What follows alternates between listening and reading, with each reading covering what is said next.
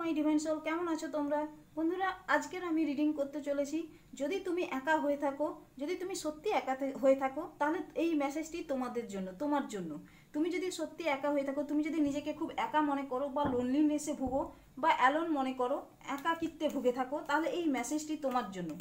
চলো দেখে নি ইউনিভার্স কেন তোমাকে একা করে দিয়েছে, বা কেন তুমি নিজেকে একা ফিল করছো, কি কারণে তোমাকে একা করে দিয়েছে, বা কি তোমার মধ্যে জাগাতে চাইছে যার কারণে ইউনিভার্স তোমাকে একা করে দিয়েছে, বা ইউনিভার্স তোমাকে কি মেসেজ দিতে চাইছে এই একাকিত্বের মধ্যে। চলো দেখে নিই ইউনিভার্স তোমাকে কিসের জন্য একা করে দিয়েছে।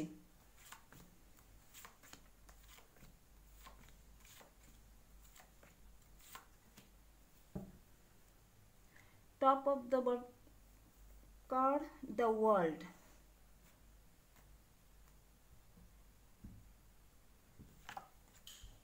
King of swords, 8 of wands, knight of cups, দেখা যাচ্ছে 5 of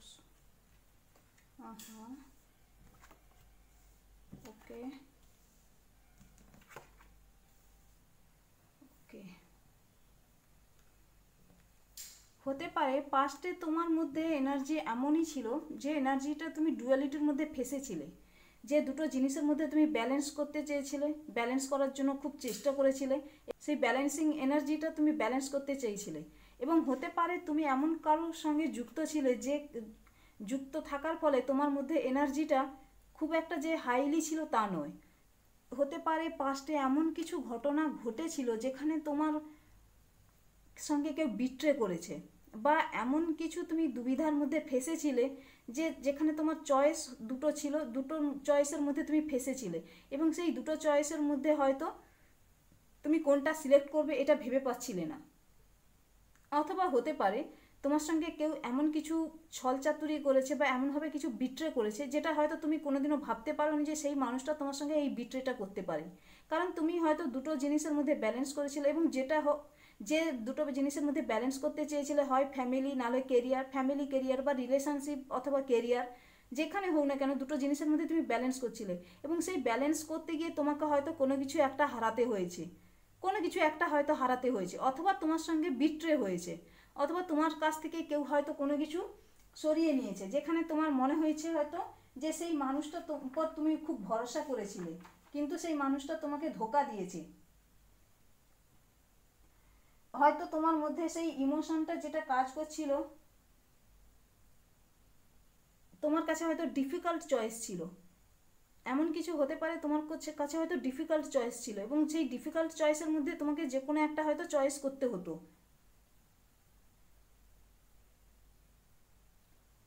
হয়তো তুমি কোনো রকমের মেন্টালি কনফ্লিক্টে ভুগছিলে, অথবা হতে পারে তোমার মধ্যে ডিফিকাল্ট চয়েসের ফলে তোমার মধ্যে মেন্টালি কনফ্লিক্ট চলছিল, এবং এর ফলে তুমি নিজেকে ঠিক কোন দিকে নিয়ে গেলে সঠিক রাস্তা ধরবে সেটা তুমি বুঝতে পারছিলে না।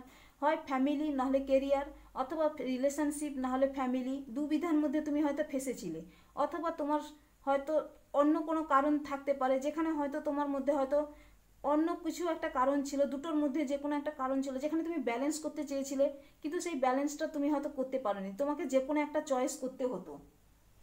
এবং এর ফলে কি হয়েছে, তোমাকে হয়তো কনফ্লিক্টের মধ্যে পড়তে হয়েছে, তোমাকে হয়তো তোমার পরিবারের সঙ্গে বা যে মানুষের সঙ্গে তুমি কানেকশানে ছিলে সেই মানুষের সঙ্গে তোমার হয়তো ডিসএগ্রিমেন্ট হতো, তোমার তার সঙ্গে একমত হতো না, বা তোমার ফ্যামিলির সঙ্গে তুমি একমত করতে পারছিলে না, বা ফ্যামিলিকে মানাতে পারছিলে না, বা বোঝাতে পারছিলে না।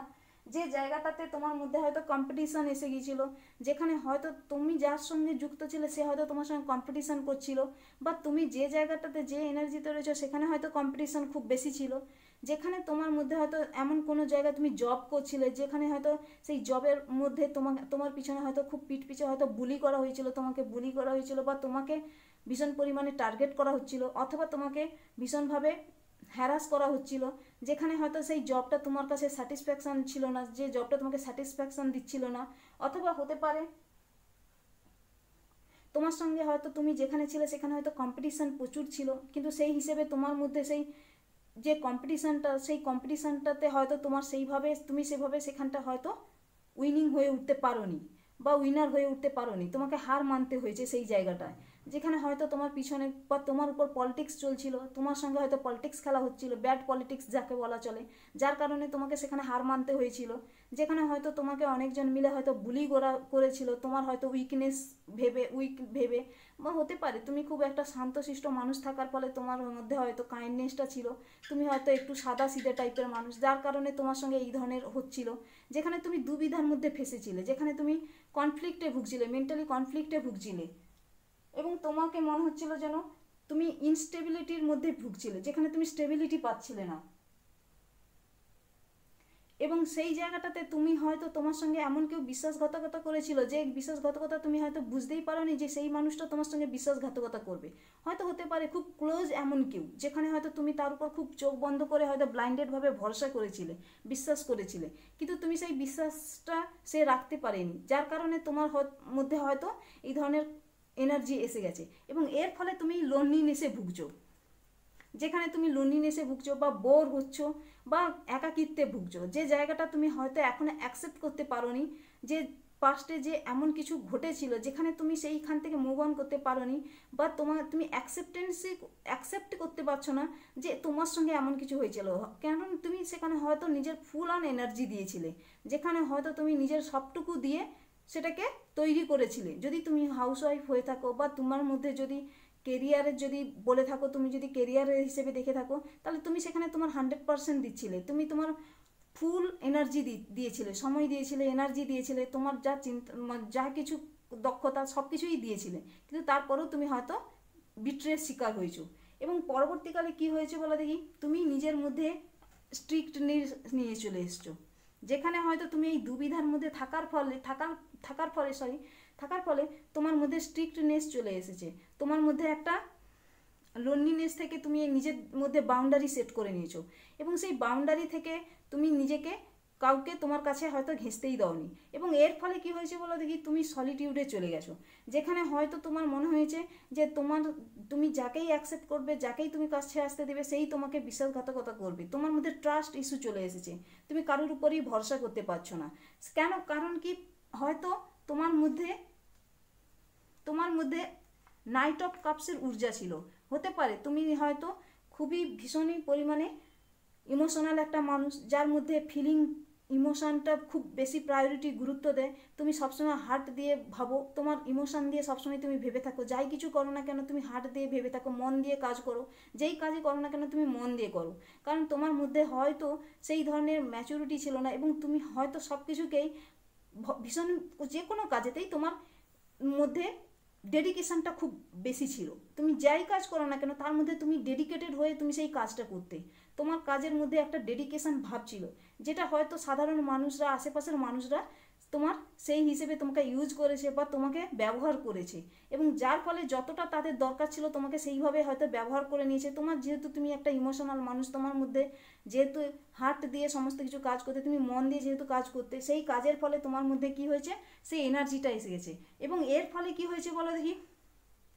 তোমার মধ্যে যে যে ইম্পালসিভ মনোভাব ছিল, তুমি হয়তো সমস্ত কিছু মন দিয়ে করার ফলে তোমার মধ্যে মনে হচ্ছিল যে তোমাকে সবাই হয়তো কখনো কেউ হয়তো কোনোদিনও খারাপ কিছু ভাববে না, কারণ কি তুমি সবারই জন্য ছিলে, তোমার জন্য তুমি সবারই হয়ে কাজ করতে, তুমি সবারই হয়ে বিপদে আপদে সবসময় পাশে থাকতে, এবং সবাইকে তুমি হয়তো খুব ভালোভাবে বুঝতে, যেখানে হয়তো যেহেতু তোমার মধ্যে ইমোশনাল ভাবটা ছিল, তার তোমার মধ্যে সিম্প্যাথি ভাবটা বেশি ছিল, যেহেতু একটা ইমোশনাল মানুষরা সাধারণত কাইন্ডনেস হয়ে থাকে, দয়ালু হয়ে থাকে, এদের মধ্যে হেল্পিং নেচার খুব বেশি হয়ে থাকে, এবং এর ফলে কি হয় বলো দেখি, তোমার মধ্যে যখন এই নেচারগুলো ছিল, আশেপাশের মানুষরা সেটা অবজার্ভ করেছে, লক্ষ্য করেছে, হয়তো এমন কোনো মানুষ ছিল তোমার জীবনে যে খুব ডমিনেটিং নেচার ছিল, ম্যানিপুলেটিং নেচার ছিল, তুমি তাকে হয়তো চিনতে পারোনি, তুমি তাকে হয়তো বুঝতে পারোনি, আর যার কারণে সেই মানুষটা কি করেছে বলো দেখি, তোমার ইমোশন নিয়ে খেলা করেছে, তোমার মধ্যে যে এই ইম্পালসিভ আচরণটা ছিল, তোমাকে যাই বলতো তুমি তাই তার কথা শুনে হয়তো চলতে, তো তার কথা শুনে কাজ করতে,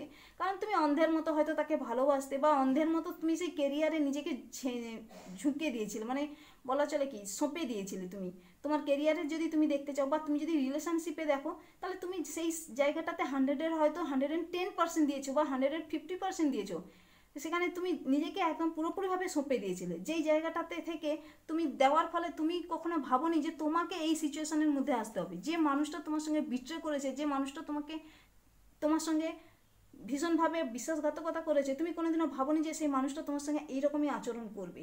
এবং এর ফলে কি হয়েছে বলো দেখি, তুমি সেই জায়গাটা থেকে নিজেকে সরিয়ে নিয়েছো এবং নিজেকে একাকিত্বে ভরে নিয়েছো। তোমার মধ্যে হয়তো সেই বোরিং নেচারটা চলে এসেছে। এই ম্যানিপুলেটিং ডমিনেটিং মানুষ তোমার জীবনে থাকার ফলে তুমি সেই জায়গাটা থেকে নিজেকে বের করে নিয়েছো এবং সেই জায়গাটা থেকে বের করে নিজেকে সরিয়ে নিয়েছো। এবং এর ফলে তোমার মধ্যে কি হয়েছে, একাকিত্ব ভাব এসে গেছে। কিন্তু ইউনিভার্স বলছে যে তোমার মধ্যে যদি এই একাকিত্ব ভাবটা আসে, এই একাকিত্ব ভাবটা কিন্তু ভালো। তোমার মধ্যে যদি এই একাকিত্ব ভাবটা আসে, তাহলে এটা ভেবে নাও যে ইউনিভার্স তোমাকে কোনো না কোনো কারণে তোমাকে একাকিত্ব করেছে, একা করে দিয়েছে। এবং একা যে সময়টা, এই সময়টাকে তুমি কাজে লাগাও। এইখানে দেখো, এখানে ইউনিভার্স বলছে যে যদি তুমি পাস্টে কোনো বিট্রের শিকার হয়ে থাকো, তাহলে বলা হচ্ছে নিজের জন্য বাউন্ডারি সেট করো। এবং সেই বাউন্ডারিটা সেট করার পরেই তুমি ইজিলি কাউকে হয়তো নিজের জীবনে আসতে দিবে না, এবং যে আসবে তাকে হয়তো তুমি বেছে নেবে।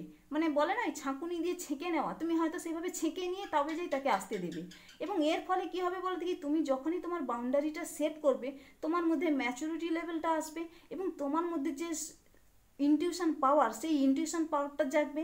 এবং তুমি নিজেকে যে একা করে নিয়েছো, এই একাকিত্বের ফলে কি হয়েছে বলে তুমি অন্তর্মুখী হয়ে গেছো। তোমার যে পাস্টের যে এনার্জি, সেই এনার্জিটাকে তুমি অ্যানালাইসিস করছো, তুমি বুঝতে শিখতেছো যে কোথায় ভুল হয়েছিল, কি কারণে ভুল হয়েছিল। তোমার যে ওভার গিভিং নেচার, সেই ওভার গিভিং নেচারটা যেটা তুমি হয়তো ব্যালেন্স করতে পারছিলে না, পরবর্তীকালে হয়তো তুমি সেই ওভার গিভিং নেচার থেকে ব্যালেন্স করবে। তুমি হয়তো সেখান থেকে বেরিয়ে এসে এটাই ভাববে যে যতটা আমি পাবো ততটাই আমি দেবো, তার থেকে বেশি নয়। তোমার মধ্যে হয়তো এই এনার্জিটা আনার জন্য ইউনিভার্স তোমাকে হয়তো একা করে দিয়েছে। কারণ তুমি যে ওভার গিভিং নেচারটা ছিল, এই ওভার গিভিং নেচারের ফলেই তোমার মধ্যে এই সমস্যাটা দেখা দিয়েছিল।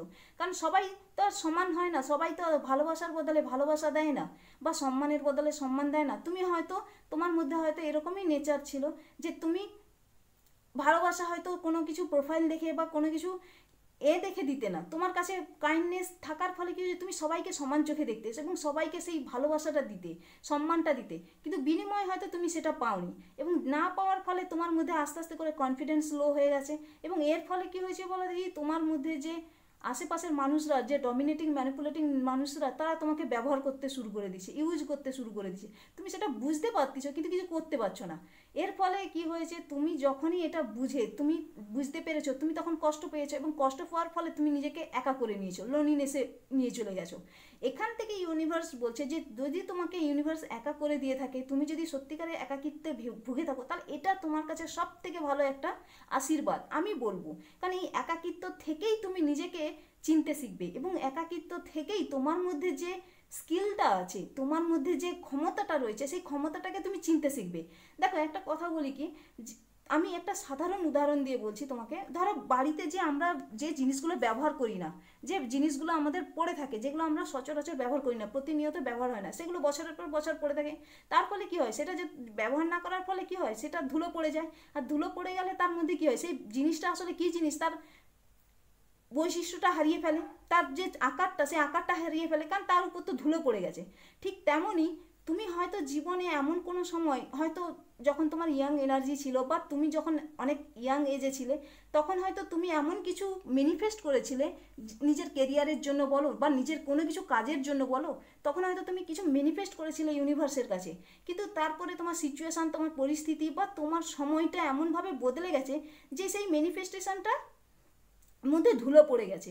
মানে তুমি ইউনিভার্সের কাছে তো ম্যানিফেস্ট করেছিলে যে তোমার এটা চাই, বা তুমি এরকমই কিছু করতে চাও, তোমার স্বপ্ন এটা, তুমি সেটা ইউনিভার্সের কাছে তো ম্যানিফেস্ট করেছিলে। কিন্তু সেই সিচুয়েশান বা পরিস্থিতি বা সময় এমনভাবে বদলে গেছে যে এই ম্যানিফেস্টেশনের উপরে তোমার ধুলো পড়ে গেছে, তুমি হয়তো ভুলে গেছো। কিন্তু কথাটা হচ্ছে ইউনিভার্স তো ভুলেনি। তুমি যে ম্যানিফেস্টেশন করেছিলে পিওর ইন্টেনশনের সঙ্গে, তখন হয়তো তোমার এনার্জি অনেক বেশি পিওর ছিল, যেখানে তোমার মধ্যে হয়তো এতটা পরিমাণে কষ্ট ছিল না, যন্ত্রণা ছিল না, তুমি একটা ভালো একটা এনার্জিতে ছিলে, যেখানে একটা মানে কি বলা চলে, একটা হাসি খুশি এনার্জি যেটা বলা চলে, খুব হ্যাপিনিং এনার্জি যেটা বলা চলে, হ্যাপিনেসে ভরা ছিল। তো সেই জায়গাটাতে তখন তোমার মধ্যে যে ম্যানিফেস্টেশনটা করেছিলে, সেই ম্যানিফেস্টেশনটা হয়তো তখন পূরণ হয়নি। তোমার রাস্তা আলাদা হয়ে গেছে, তোমার পথ আলাদা হয়ে গেছে, তোমার কানেকশান আলাদা হয়ে গেছে। এর ফলে এখন যখন তুমি এই লোনলিনেসে এসে পড়েছো, একাকিত্বে পড়েছো, ইউনিভার্স তোমাকে সেটাই বোঝাতে চাইছে যে সেই যে ধুলো পড়া যে ম্যানিফেস্টেশনটা, সেটাকে আবার জাগাও নিজের মধ্যে, এবং জাগিয়ে নিজেকে আবার স্কিলফুল বানাও, আবার নিজেকে তৈরি করো এমনভাবে যেখানে তোমারকে দেখলে হয়তো সবাই অবাক হবে, বা তুমি যে তোমার মধ্যে যে আর একটা তুমি আছে, সেই তুমিটাকে তুমি চিনতে পারোনি, বা তুমি সেই তুমিটার পিছনে উপরে ধুলো ফেলে দিয়েছো। সেই ধুলোটাকে ঝেড়ে আবার নিজেকে সেই তোমার মধ্যে যে তুমিটা আছে তাকে বের করে নিয়ে আসছো। ইউনিভার্স তোমাকে বলছে যে তোমার মধ্যে যে তুমিটা আছে তাকে বের করে নিয়ে আসো। তোমার মধ্যে যে সেই যে পাওয়ারটা রয়েছে, যে শক্তিটা রয়েছে, সেই যে ক্ষমতাটা রয়েছে, সেই ক্ষমতার উপরে তুমি ধুলো ফেলে দিয়েছো। সেই ধুলোটাকে ঝেড়ে দিয়ে নিজের মধ্যে যে ক্ষমতা আছে তাকে বের করে নিয়ে এসো। এবং এর ফলে তোমার মধ্যে কি আসছে বলো থেকে? ভিক্টরি আসছে। যখনই তুমি তোমার মধ্যে থেকে তোমাকে বের করে নিয়ে আসছো, তখনই তোমার কি আসছে? ভিক্টরি আসছে। তখনই তুমি কি করতেছো? তোমার মধ্যে নেম আসছে। যেখানে হয়তো তুমি লোনলিনেসে ভরছিলে, তোমার একাকিত্বে ভুগছিলে, সেখান থেকে তুমি কি করতেছো? ভিক্টরি পাচ্ছ, নেম পাচ্ছ, ফেম পাচ্ছ। এবং শুধু তাই নয়, তোমার মধ্যে যে তুমিটাকে যখন তুমি জাগাচ্ছ, তখনই তুমি চিনতে পারবে যে আগের তুমি আর এখনের তুমি দুটোর মধ্যে কতটা ডিফারেন্স। এবং আগের তুমি যেখানে হয়তো তুমি ঘরে বসে একা রুমের মধ্যে বসে হয়তো কাঁদছিলে, এবং এখনের তুমি হয়তো এতটাই চেঞ্জ হয়ে গেছো, পরিবর্তন হয়ে গেছো, তোমার ট্রান্সফর্ম হয়েছে, যেখানে হয়তো তোমার যখনই তুমি এই পাস্টের কাউকে দেখো, বা পাস্টের যে এনার্জি, বা এখন যদি তুমি কাউকে দেখো যে কেউ এরকম হয়ে আছে, তখন তুমি তাকে হয়তো অ্যাডভাইস দিচ্ছ যে এগুলো কিছুই না, এগুলো জাস্ট জীবনের একটা অংশ। এই অংশগুলোকে আমাদেরকে মেনে নিতে হয়, অ্যাকসেপ্ট করতে হয়, এবং আগে এগোতে হয়। এবং এই জীবনের অংশগুলো তোমার জীবনে শুধু গল্প হয়েই থেকে যাবে, গল্প হয়েই থেকে যাবে। আসল সত্যিটা হলো এটাই, যেটা এখন তুমি বর্তমানে, যেটা তুমি এখন তুমি প্রেজেন্ট, যেটা তুমি ফিল করছো, এবং যেটা তুমি প্রেজেন্ট তুমি এনজয় করছো, এবং যেটা তুমি প্রেজেন্ট তোমার পরিচয় বহন করে নিয়ে চলেছো। এটাই হলো আসল সত্যি, আর এটাই হলো তোমার আসল গল্প। বন্ধুরা, এটাই ছিল আজকের মেসেজটি যদি ভালো লেগে থাকে তাহলে like, share and comment and subscribe. দেখা হচ্ছে নেক্সট ভিডিওতে। Thank you for watching.